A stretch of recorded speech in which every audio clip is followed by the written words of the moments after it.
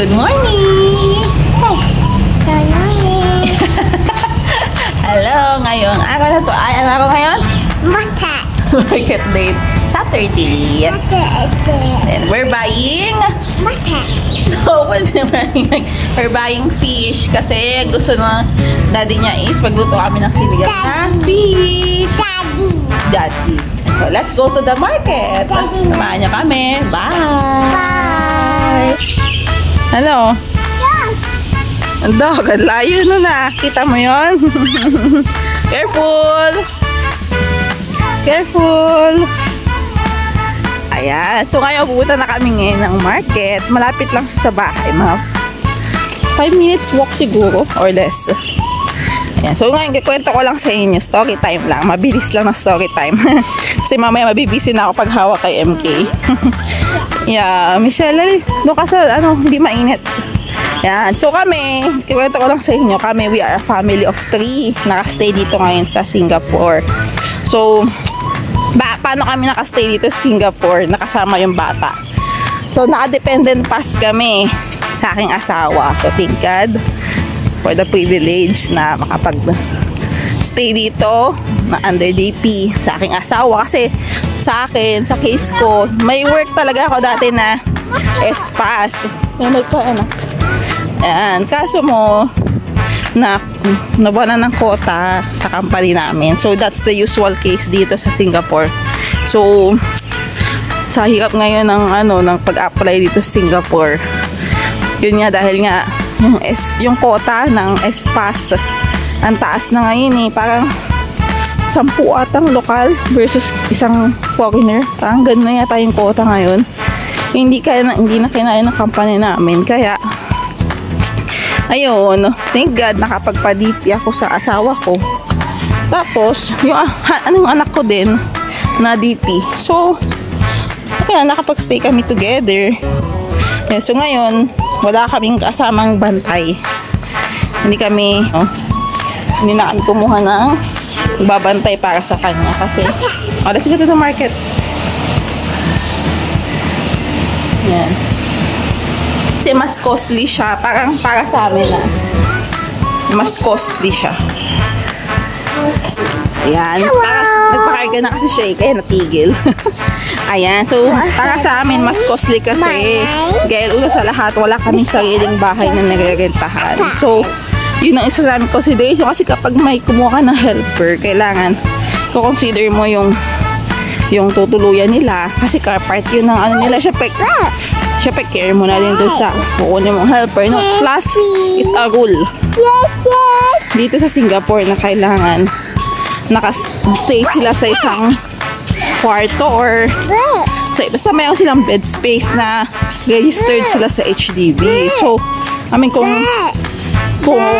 kasama sila sa bahay, it's a bird. Ganun. Nakarenta lang kami. So, ibig sabihin, kapag kumuha ng helper, kailangan ibayad din namin siya. Diba? So, dagdag na yun. Again, cost na yun sa renta. Plus,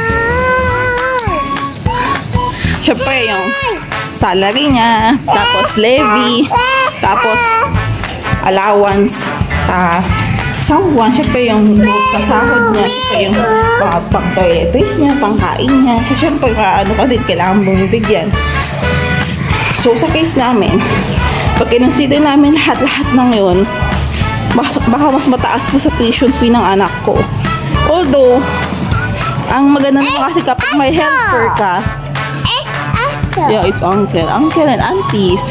Ang maganda kapag may helper ka, naman, syempre,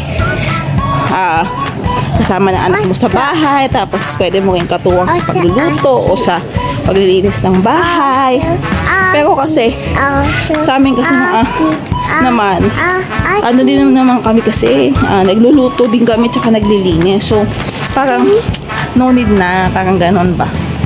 Tsaka, yun nga, masalat yung costing, mabigat. Mabigat na gasto. So, that's why, nag-decide kami na, na lang namin, kami nang bahala kay MK. Tsaka, nakita rin namin kasi na maganda din yung yung ipasok sa school yung bata kasi Grabe, V. Na-expose siya sa mga ibang bata, tapos sa mga teachers. So, saka natututukan talaga yung, kumbaga may assurance ka na natutukan yung anak mo sa pag-aaral, saka yung safety, saka yung confidence na boost. Sa totoo lang nung nung bata-bata si MK na hindi pa pumapasok sa school, napakamahiyain niya, tapos ang tahimik. But now, nung after mapasok sa school, grabe, ingay na. Di, tsaka yung boost confidence, yung knowledge, makikita mo na talaga siya, na-develop yung mind niya. Sana nga ba ako, naputol ako kasi sumasigaw si MK ng fire eh. May fireman nagsisiga kasi doon. Ayan, so yun ang mas advantage para sa amin kasi mas mas na-develop yung mind ni MK. Ang galing nga kasi may mga words na siyang nasasabi na iba talaga, yung parang hindi mo i-expect na sasabihin ng bata. Siyempre natutunan niya yun sa school, no? Kasi iba hindi naman namin natuturo pero alam niya na. So ang galing lang, nakakatuwa. Ganun ba? So para sa amin worth it. So binabayaran namin every month para sa tuition niya is 1178. It's a painting. It's a painting. Hindi pa tapos. Still white and sky blue. Yeah. So 1178 yung tuition niya every month. Although mabigat talaga siya, no? Mabigat na yun. Pero worth it pa rin. Worth it. Kasi kaysa kumuha kami ng help sa amin sa bahay, di ba? Parang feeling ko mas mahal. Nag-computer kasi kami. Hindi ko na sabihin kung magkano. Kasi iba-iba naman talaga ng pasahod pero kung kami kasi yun, magko-compute ng feeling ko mas mahal sa 1178. So, pwede na kami dito.